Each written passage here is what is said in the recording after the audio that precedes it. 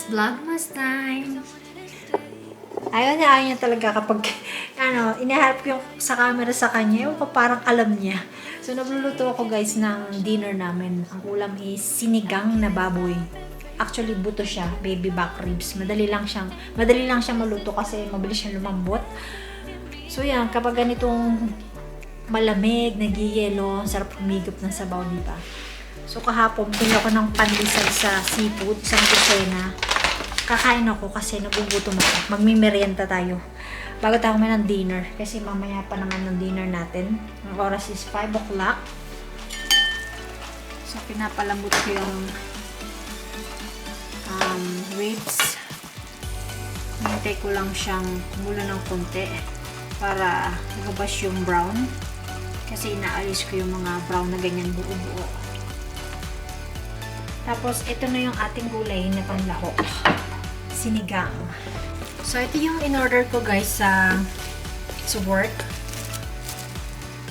So, inirarap ko siya individually. And hindi ako makatiis guys. Ang sarap nitong dark fruit cake. Nung nasa Pilipinas ako, gustong-gusto ko to. So, yan. Buti hindi siya masyadong ma-wine. Lasang wine. And syempre, titikman natin siya. Actually, natikman ko na siya. Masarap siya, guys.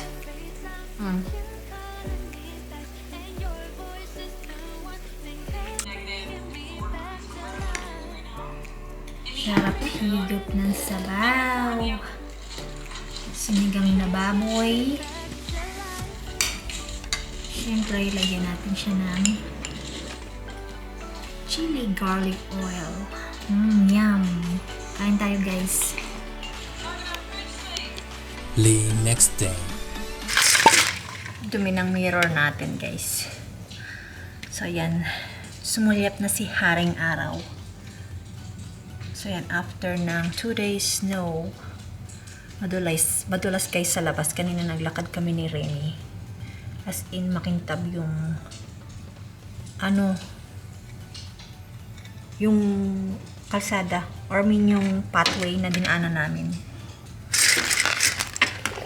So, ano bang gagawin natin dito sa apartment?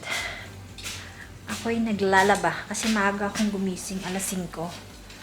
And actually, kakabangon ko lang kasi umidlip ako. Kasi bigla akong inantok. So, yan, naglaba ako. And then, isasampay natin siya. And then, ito dryer natin yung nakasampay. Tipid-tipid tayo, guys. So, yan. Tayo dito lang sa apartment kasi malamig. So, yan. And mag-isip ako ng lulutuin ko mamaya.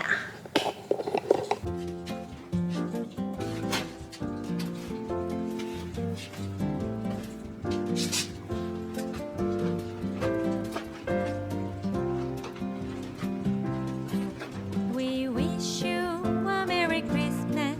We wish you a Merry Christmas. So, yan guys. Kakatapos ko lang maglinis and maglaba. So, nagluto na ako ng lunch and dinner. So, yun. Ang niluto ko ngayon is, anong tawag nito? Pork belly na mayroon siyang gata at saka ampalaya and bangus. So, ito yung lunch. Yun yung pork belly na may gata. Tapos itong ampalaya. Sarap niyan. Hindi siya mapait. Kasama nito is yung boneless na bangus. What the fuck was that? He's chilling. You know sound? Yeah. I will cut it. Okay. So last, ito yung dessert natin guys. Kasi kumain na kami ng hapunan. Ice cream with chocolate drizzle and dark fruit cake.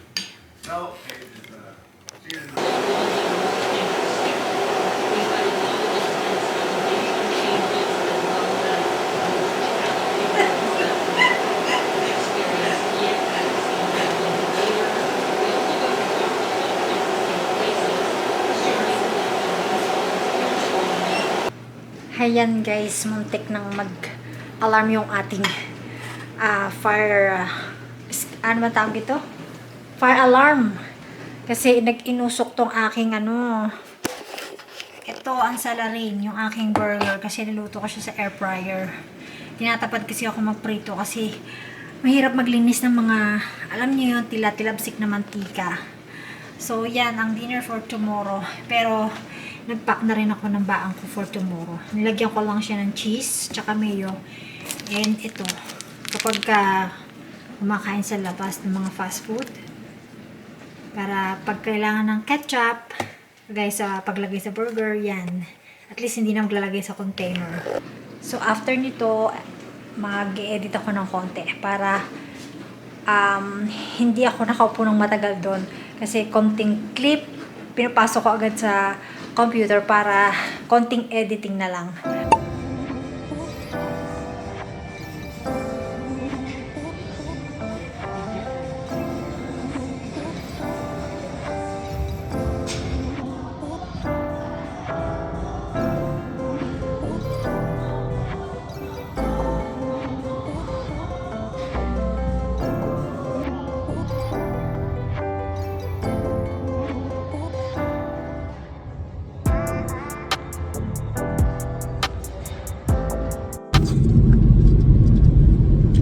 So, hi guys!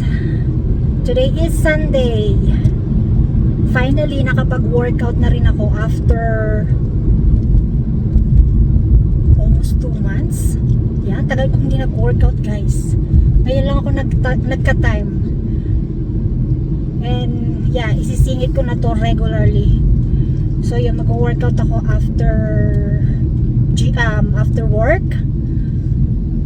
Tatry kong mag-workout 2 to 3 times a week kasi may time na ako, kasi sayang naman yung ating membership kung hindi naman tayo mag-workout, diba?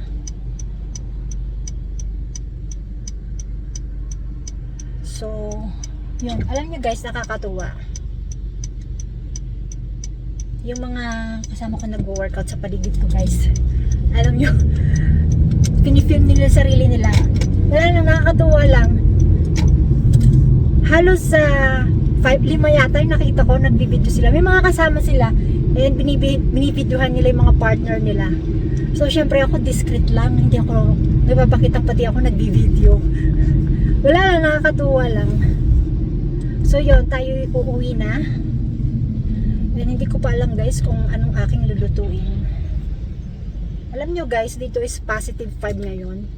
Meron tayong spring this week kasi positive yung ating temperature ngayon and mainit. So hindi ko pa alam ang aking lulutuin kasi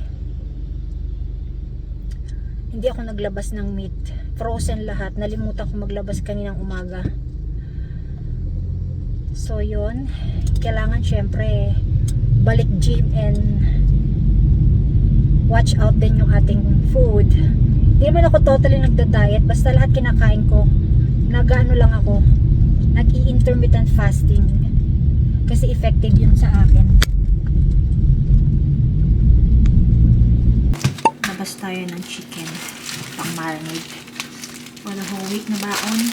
Ito, para mamaya, tomorrow. Tapos yung ating salmon para tomorrow. Bali, ibang marinade ko yung chicken para maglasang-lasa yung pagka-marinade ko. And huwag kakalimutan mag-take ng vitamins.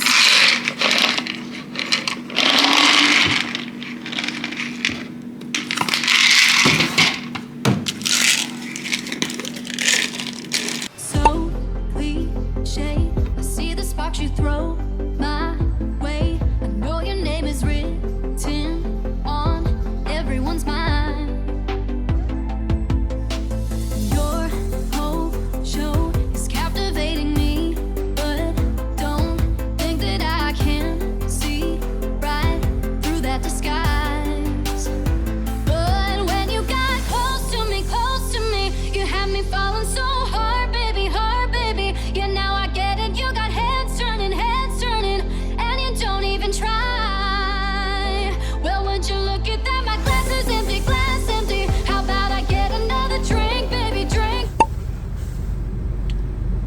Sagardos tayo ngayon guys. Mag-shades tayo kasi mainit. So yan, kakatapos ko lang sa workout. And that was a good workout. Nag-upper and lower exercise tayo. Kasi kahapon nag-lower ako. So sabi, para daw mas effective ang workout, kailangan ng sundan parang isa. So tomorrow is rest day ko naman sa workout. So yun. O diba, na-break ko yung araw ng aking pag-workout. Magkasunod siya. Which is good. I'm proud of myself. Arte. So yun, uwi na tayo. Ang update, alam nyo guys, sa work very slow kami kasi nagbabawas na ng oras. So before, yung mga part-timers sa amin 3 days, and then few weeks ago nag-cut sila ng oras dun sa mga part-timer, ginawang 2 days na lang. Tapos kanina in-announce, which is yung shift namin kasi Sunday ako yung Sunday siya shutdown. So yung mga part-timers na may work ng Sunday is mababawasan lang sila ng araw. So yun, mostly kasi yung mga part-timers may ibang trabaho kaya hindi sila pwedeng mag-work sa ibang weekdays. Yun.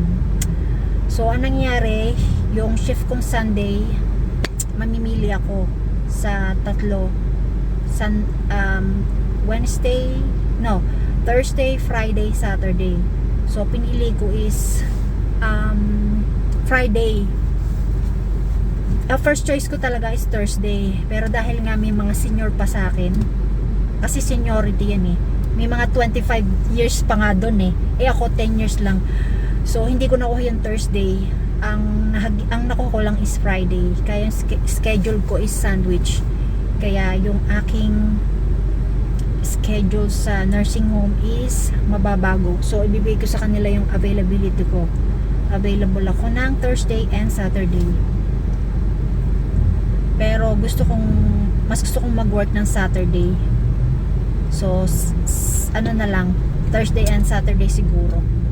Kasi ang maganda rin dun sa long-term care, may premium na $3. Kaya i-grab ko na yung opportunity yun.